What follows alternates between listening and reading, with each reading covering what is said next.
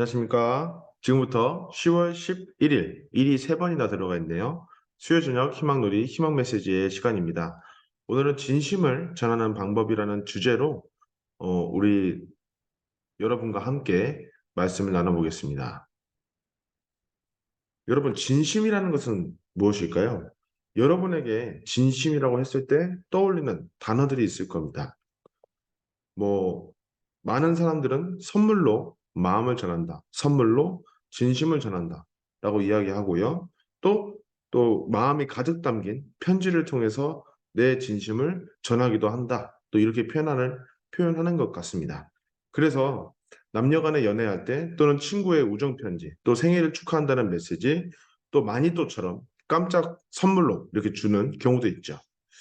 그런데요, 여러분, 이렇게 한다고 하더라도 많은 사람들이 마음을 전하는 데 있어서 또 서로 오해가 생기고 또 오해가 생기면 또 갈등이 생기고 또 싸움이 생기고 하는 것처럼 마음을 전한다는 것 그리고 진심을 전한다는 것도 굉장히 어려운 것 같습니다.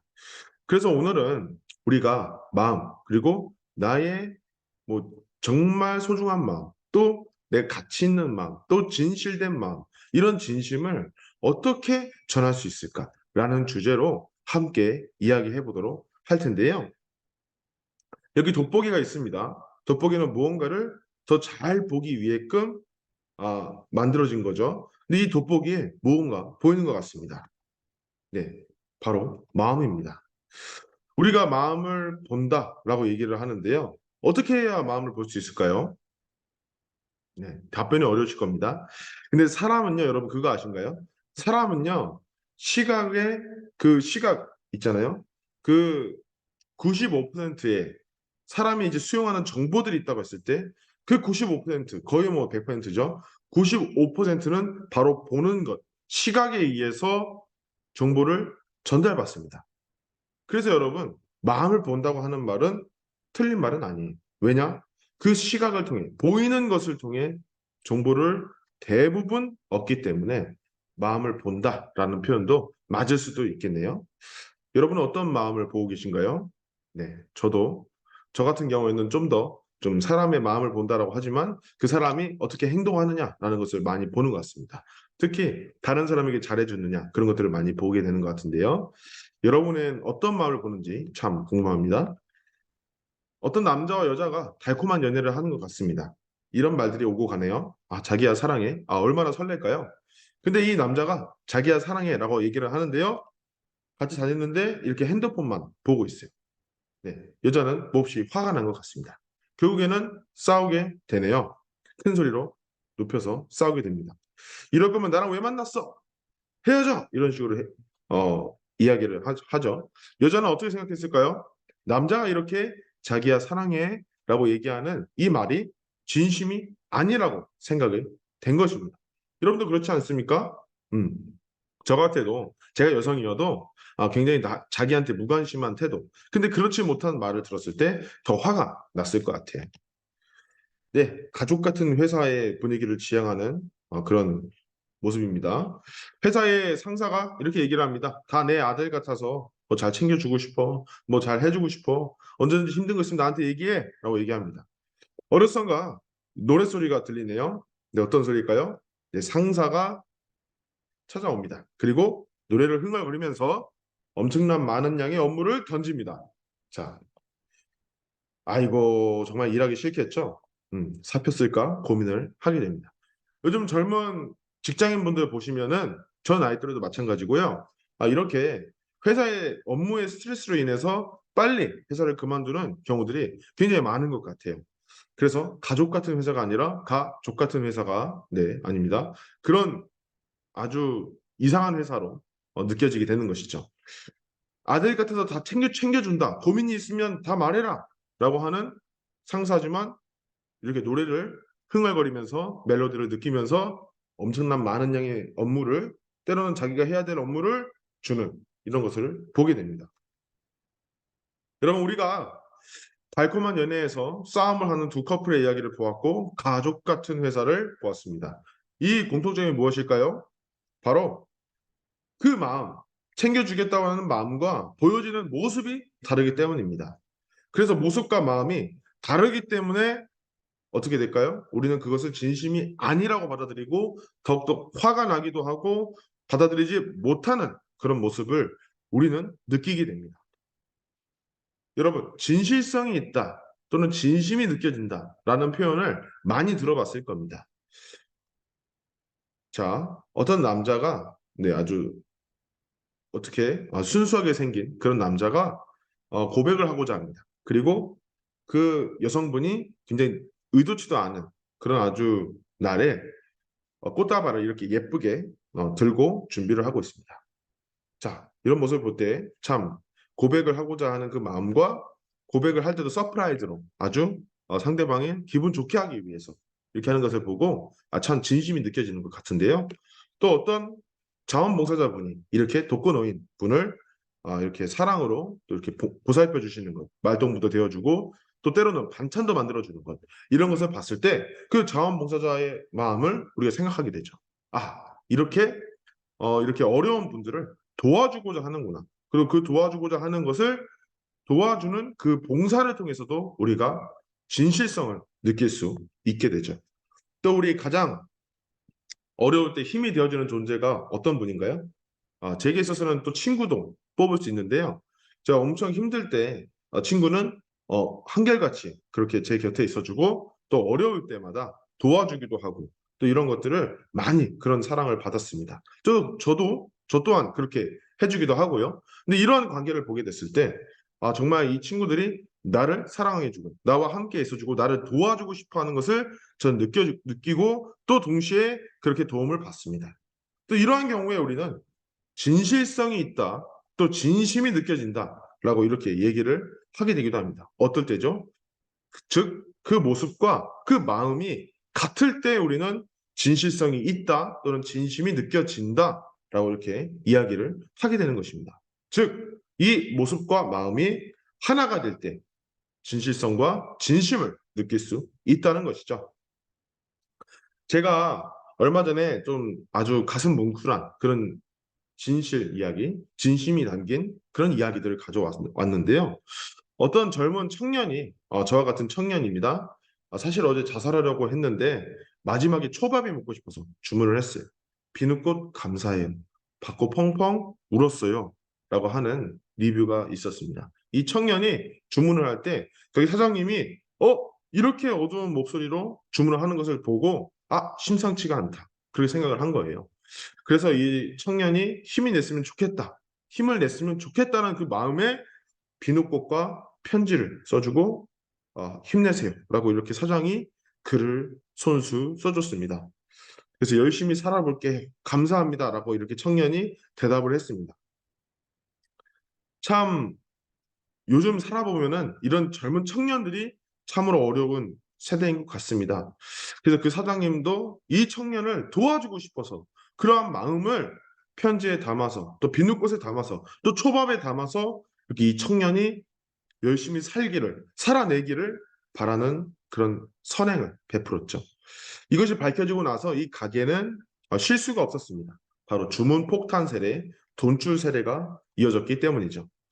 또 비슷한 사례가 있습니다.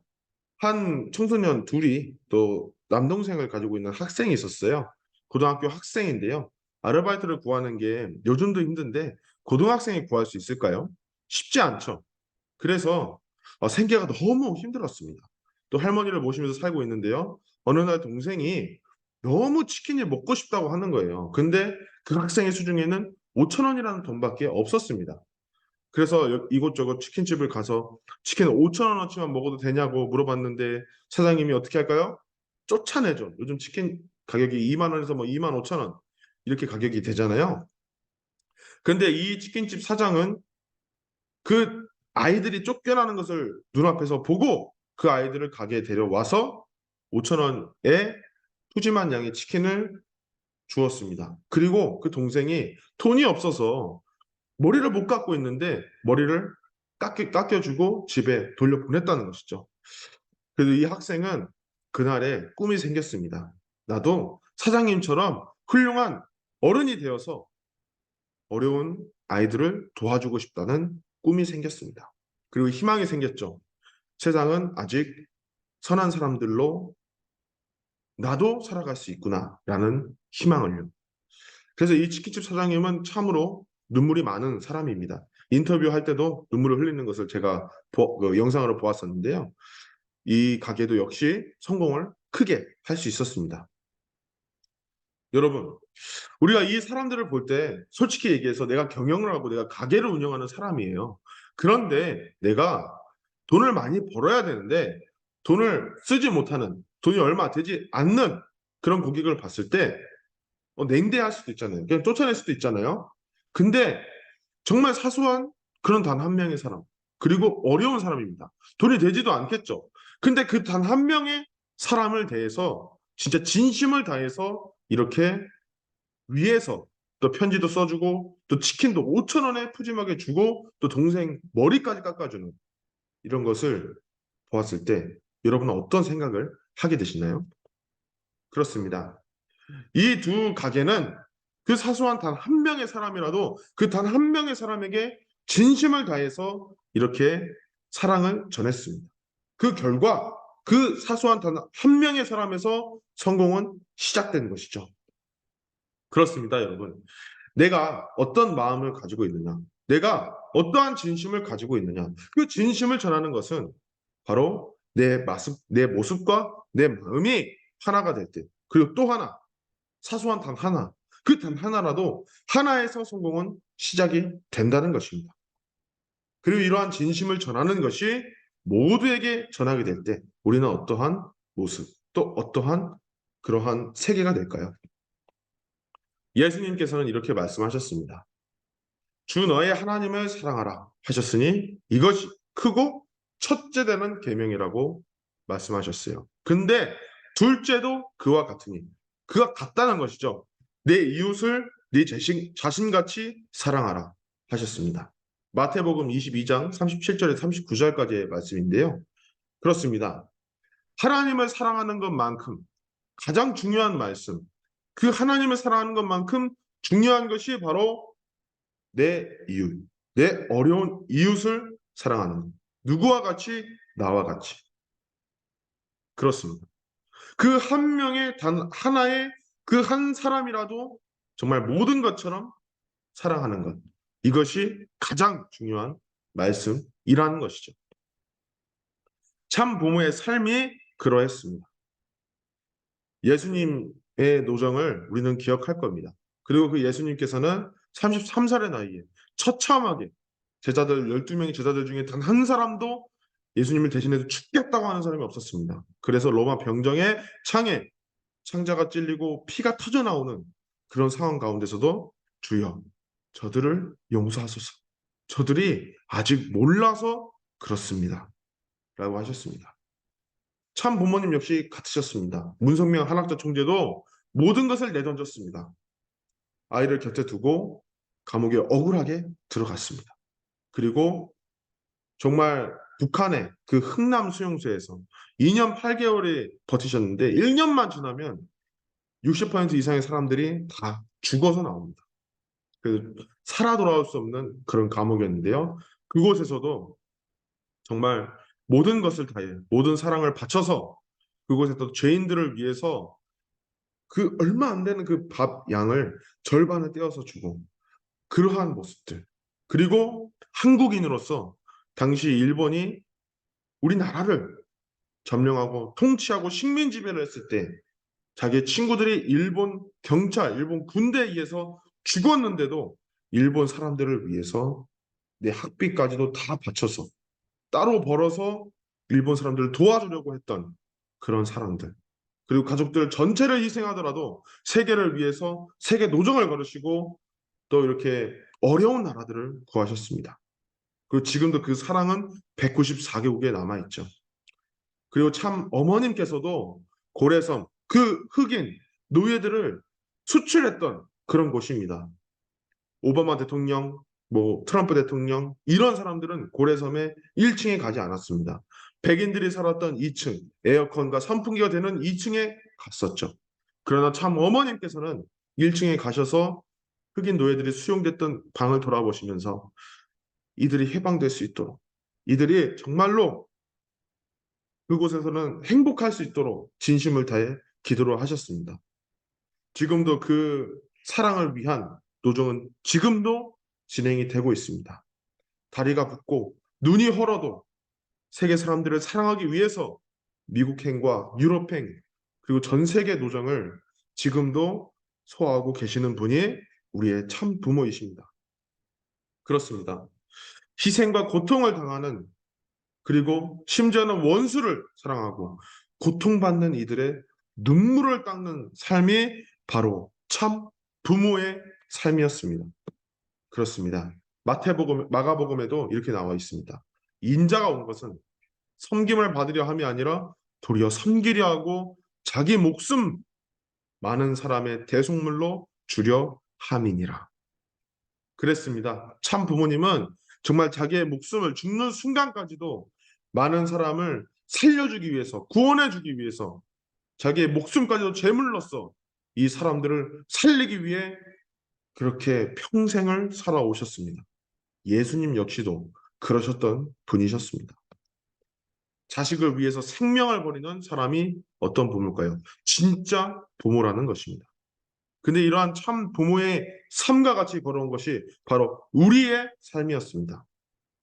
저희 어머니는 통일교 신자로서 일본에서 와서 20년 이상을 헌신하시면서 살아오셨습니다.